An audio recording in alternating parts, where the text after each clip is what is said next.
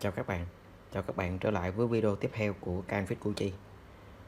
Hôm nay mình nhận được cái con Asus K46 CM nha các bạn. Review 2.0. Thì hiện trạng của con này là khóa nguồn 19 đầu vào nha các bạn. Khóa nguồn 19. Rồi bây giờ bắt đầu mình sẽ tiến hành mình đo cho các bạn xem.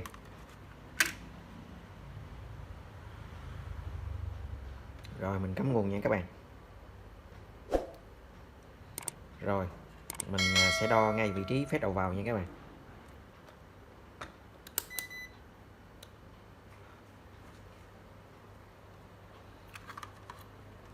Rồi mình sẽ tiến hành mình đo ngay vị trí phép đầu vào. Có nguồn vào nha các bạn.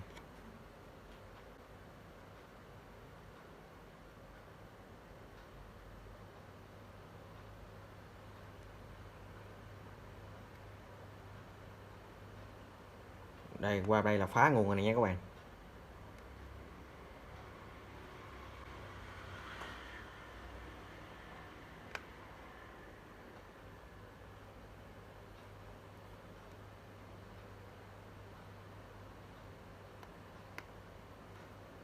Ra phía bên chân con cực ếch của con phép nguồn đầu vào nha các bạn. Là đây bị phá nè. Rồi bây giờ tiến hành mình sẽ kiểm tra phía bên IC sạc nha các bạn. Cái men này nó sử dụng là BQ25A nha các bạn.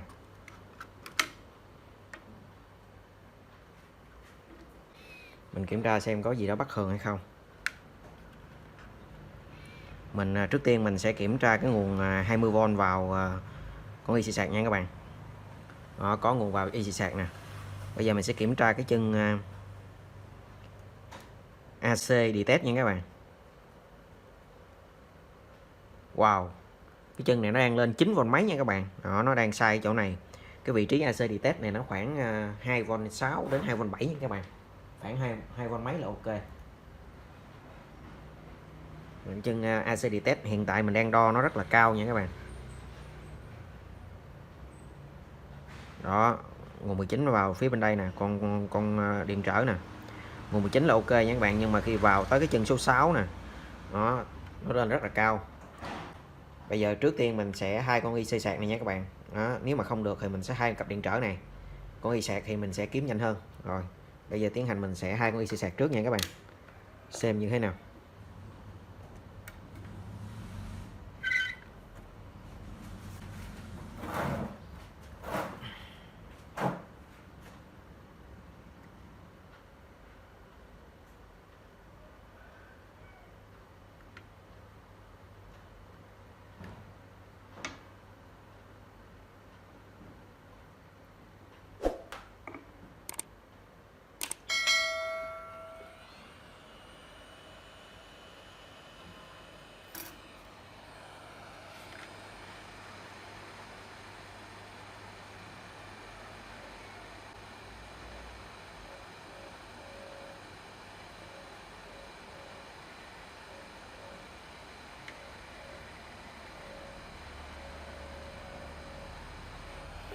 Nếu mình hai con này không được thì mình sẽ tiến hành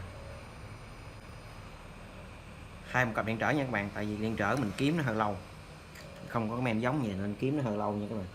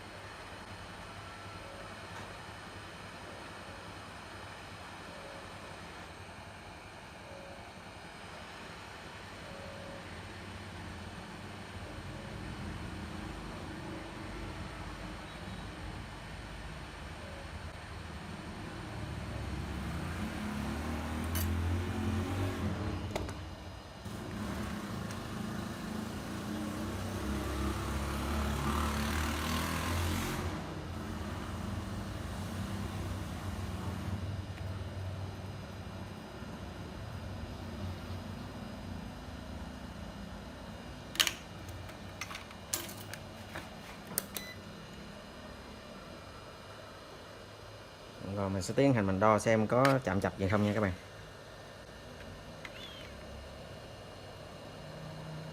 Rất cao.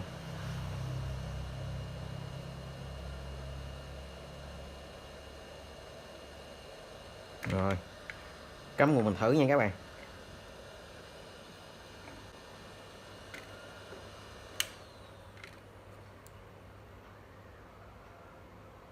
Ô men sau khi mình thay là men nó hoạt động luôn nha các bạn.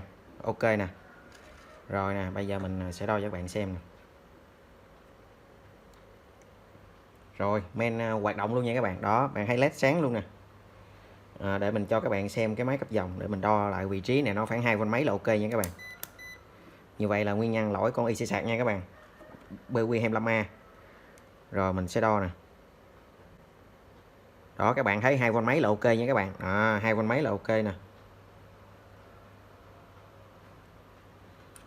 Rồi. Bây giờ mình thử lên lần nữa nha.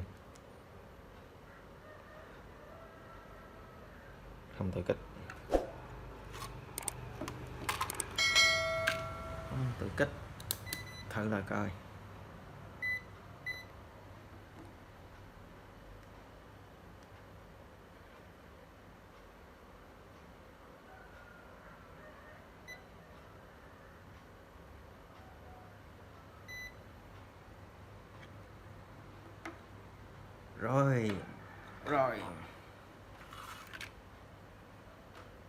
Rồi bây giờ mình sẽ cho các bạn xem cái đồng hồ dòng nha các bạn.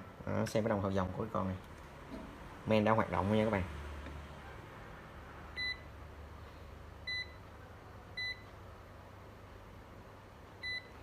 Sau đó mình sẽ gắn vào mình test nha các bạn.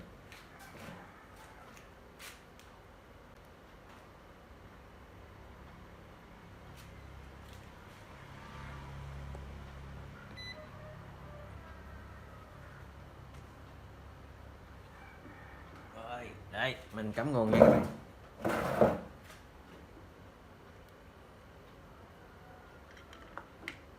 Đó men hoạt động nha các bạn. Đó các bạn thấy là máy đã có dao động chạy nè, men đã hoạt động nha các bạn. Đó led nguồn sáng nè. Ok ha. Rồi bây giờ mình gắn vào màn hình xem cái máy có xuất hình hay không nha các bạn.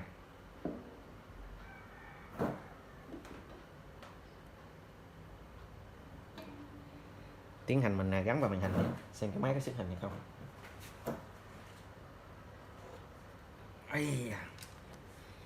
Sau đó mình vệ sinh sạch sẽ, mình sẽ ráp vào nha các bạn. Và mình giao cho khách.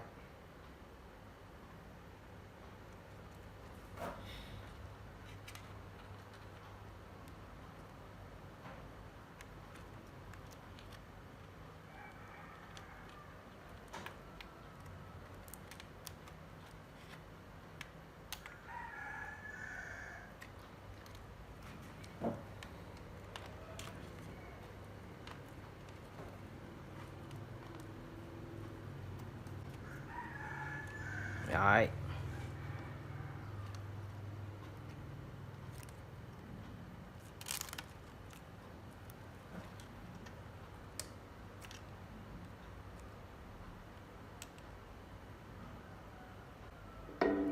rồi mình cắm nguồn nha các bạn.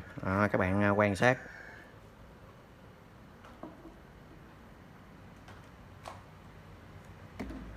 Rồi mình cho các bạn xem cái đồng hồ dòng.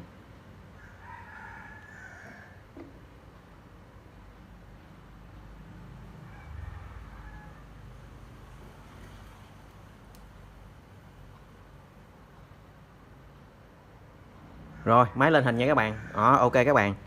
Như vậy nguyên nhân ở cái con K46CM này là bị lỗi IC sạc nha các bạn.